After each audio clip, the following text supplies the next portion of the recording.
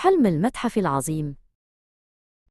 في قلب تيرانا عاشت ملاك 18 عاماً، وهي شابة مصرية لا تعرف شيئاً عن وطنها. كانت الجبال الألبانية الخضراء هي كل عالمها، وكانت تظن أن القصص القديمة مجرد خرافات بعيدة عن حياتها العصرية.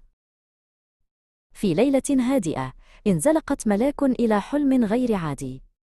وجدت نفسها واقفة في بهو ضخم من الزجاج والضوء، يمتد سقفه إلى ما لا نهاية. لم تر في حياتها مثل هذا العمار المهيب. ظهر لها شبح ملكي مهيب، ترتدي رداء ذهبيا متلألئا وتاجا مزينا بالكبرى.